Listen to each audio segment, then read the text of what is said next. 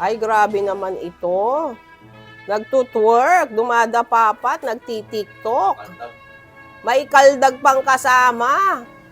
Parang ang saya-saya naman nilang mag-graduate, ano? At hindi naman sila pinagbabawalan ng mga admin, yung mga nakatayo sa stage. Oh, isa pa ito, tawa ng tawa, nakadress pa man din at nakatoga. Sige, TikTok pa. Oh, meron pang gumigiling na paganyan.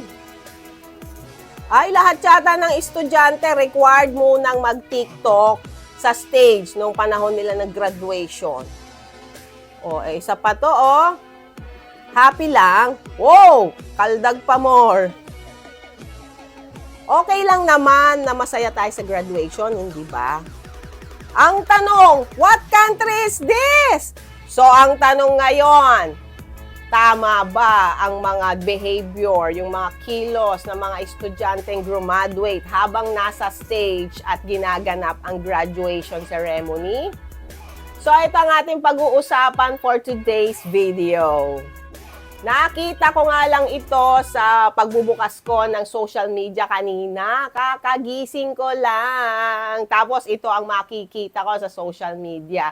Siyempre, teacher tayo at taon-taon ay ginaganap ang graduation. So ano nga ba ang masasabi ko dito?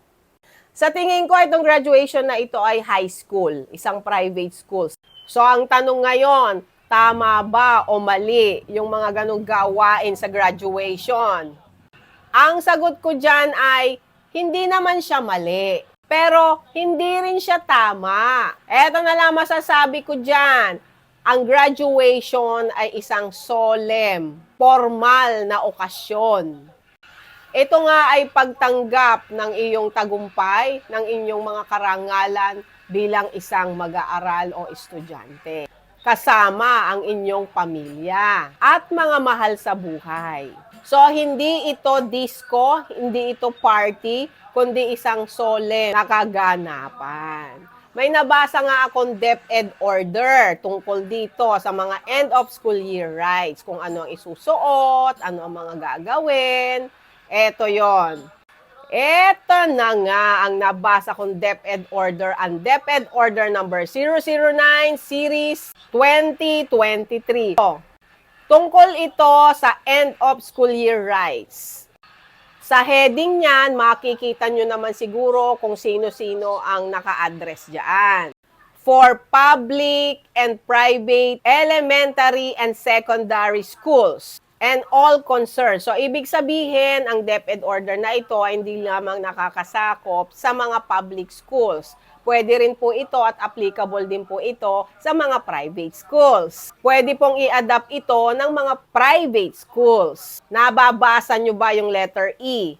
Sabi dito, moving up or graduation rites shall be conducted in an appropriate, solemn ceremony befitting the graduating students and their family.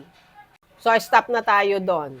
Ang mga DepEd orders naman katulad nito, lagi naman binabanggit yan taon-taon. Sabi nga rin ng DepEd, graduation rites shall be held with solemnity and dignity.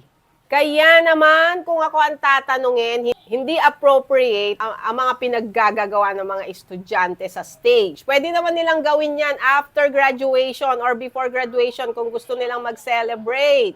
So kung kayo ang tatanungin, sa modernong panahon na ito, may freedom of expressions. Appropriate ba ang mga ganong kilos ng estudyante na habang tinatanggap ang kanilang diploma o awards ay magtutwork, magkakaldag at kung ano-ano pa? Comment nyo nga ang sagot ninyo.